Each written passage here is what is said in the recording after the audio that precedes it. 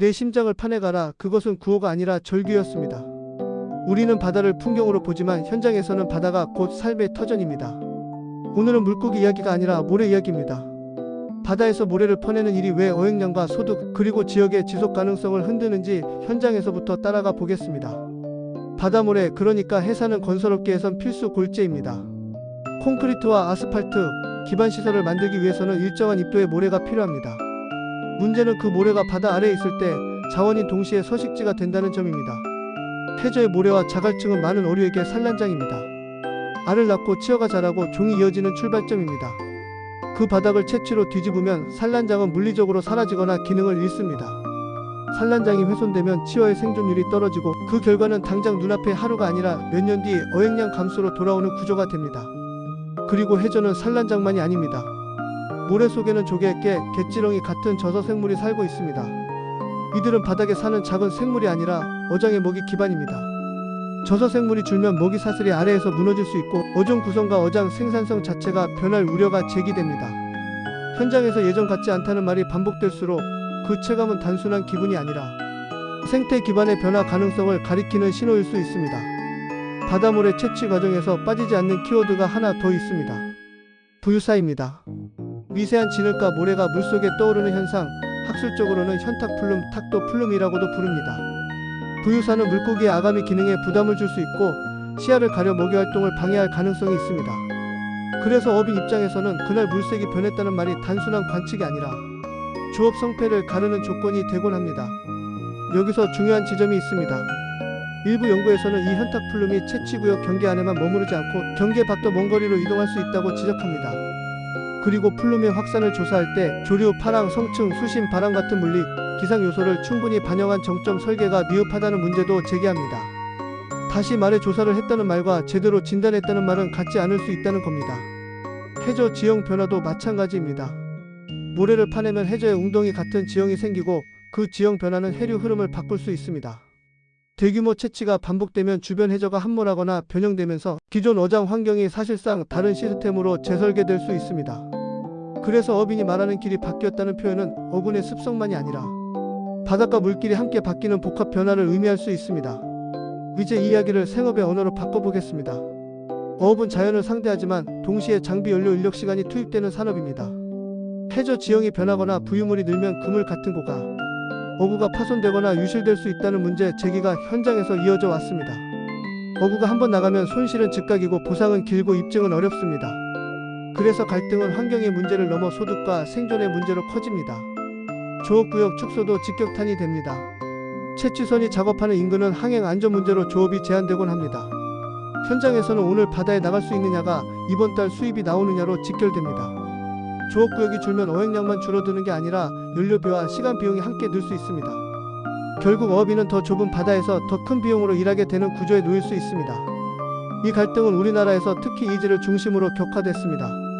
어업인연합과 수협, 환경단체, 학계 전문가가 연대했고 핵심 주장은 크게 세 가지로 정리됩니다. 첫째는 생존권입니다.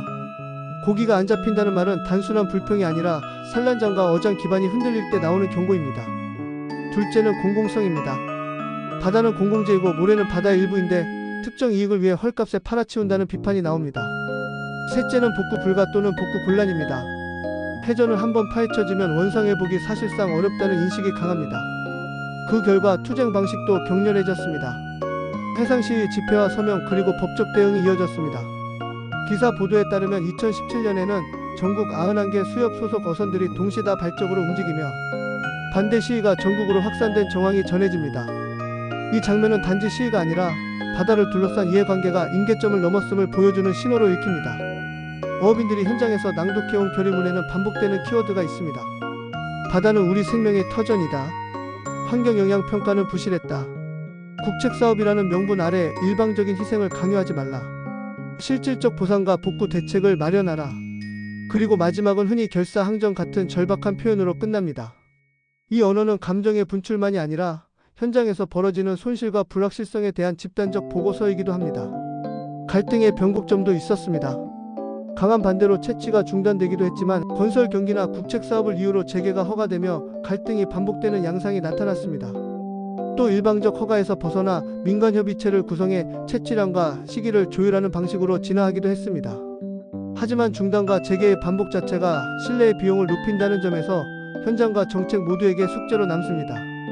그리고 최근 논쟁은 어피해를 넘어 해안 침식 문제로 확장됩니다. 먼바다에서 모래를 파내면 해안가의 모래가 바다 쪽으로 이동해 백사장이 줄고 해안도로 같은 기반시설이 위협받는 현상이 나타난다는 우려가 제기됩니다. 이 지점에서 반대 목소리는 어업인을 넘어 해안 주민과 지자체로 넓어집니다. 기후위기 시대의 해안은 방제와 정주, 관광과 생태가 동시에 걸린 공간이기 때문입니다. 그렇다면 출구는 무엇일까요? 한쪽은 건설에 필요한 골재, 다른 한쪽은 수산업의 기반인 바다. 이 갈등을 누가 이기느냐로만 풀면 결국 더 큰 사회적 비용으로 돌아옵니다. 그래서 논의는 바다를 덜 건드리고도 골재를 확보할 수 있는가로 이동해 왔습니다. 첫째, 순환 골재입니다. 철거 폐콘크리트를 파쇄 가공해 건설 현장에 다시 투입하는 방식입니다. 폐기물 처리 문제를 줄이고 자원 순환을 극대화한다는 장점이 있습니다. 기술 발전으로 적용 범위가 넓어지는 흐름도 논의됩니다. 둘째, 파쇄 골재, 이른바 산림 골재입니다. 산에서 채취한 암석이나 공사 중 발생 암석을 잘게 부수어 만드는 모래입니다. 바다 모래보다 강도가 높고 염분이 없어 철근 부식 걱정이 상대적으로 적다는 장점이 있습니다. 다만 산림 훼손과 소음, 분진 등 육상 환경 부담이 발생할 수 있어 인허가와 지역 수용성이라는 과제가 뒤따릅니다. 셋째, 부수골재입니다. 대규모 단지 조성이나 도로 공사 같은 토목 현장에서 부수적으로 발생하는 암석을 활용하는 방식입니다. 별도 채취장을 늘리지 않고 기존 공사 부지를 활용함으로 추가 환경 파괴를 줄일 수 있다는 논리가 성립합니다. 다만 공급이 공사 일정에 연동될 수 있어 안정성 측면의 설계가 필요합니다. 여기에 더해 이지 외 지역 수입이나 슬래그 골재 같은 대체 자원도 논의됩니다. 수입은 물류비 상승으로 단가 문제가 걸림돌이 될 수 있고 슬래그 골재는 부산물 자원화라는 장점이 있지만 적용 기준과 시장 수용성 같은 숙제가 남습니다. 결국 대안은 하나가 아니라 여러 개이며 각각 장점과 한계가 다릅니다. 그래서 결론은 포트폴리오입니다. 재활용 순환 파쇄 골재 부수 골재를 적절히 배합하는 전략이 필요하다는 주장입니다. 어느 하나만으로는 부족하고 한쪽만 밀어붙이면 다른 쪽에서 반발과 비용이 폭발합니다. 공급 안정성, 품질, 환경 부담을 동시에 보려면 조합이 필요합니다. 하지만 포트폴리오가 말로만 끝나지 않으려면 정책 패키지가 같이 가야 합니다. 첫째, 환경영향평가와 해양조사가 형식이 되지 않도록 부유사 플룸의 확산을 물리 기상, 지형 조건을 반영해 설계해야 한다는 지적이 있습니다. 둘째, 채취구역 앞만 보지 말고 경계 밖 이동 가능성과 누적 영향을 보는 장기 모니터링이 필요하다는 제안이 나옵니다. 이런 보완의 필요성은 학술적으로도 지적됩니다. 셋째, 갈등을 줄이기 위한 조정 장치가 필요합니다. 중단과 재개가 반복되면 현장도 행정도 신뢰를 잃습니다. 민간협의체가 단순한 절차가 아니라 채취량과 시기, 사후 관리와 피해 대응까지 실질적으로 조율할 수 있는 구조로 작동해야 한다는 요구가 나오는 이유입니다.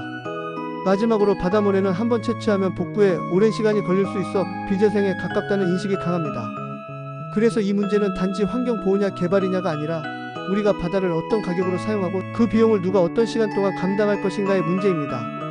지속가능성은 결국 바다만의 문제가 아니라 인간의 선택입니다. 오늘 영상이 끝이 아니라 시작이 되길 바랍니다. 현장의 데이터가 정책으로, 정책이 다시 현장의 신뢰로 돌아오도록 바다모래에 관한 모든 것을 다시 점검하고 대체골재 전환의 설계를 현실로 옮기는 일, 그게 바다 생태계와 수산업 그리고 우리 사회의 지속가능성을 함께 지키는 길일 수 있습니다.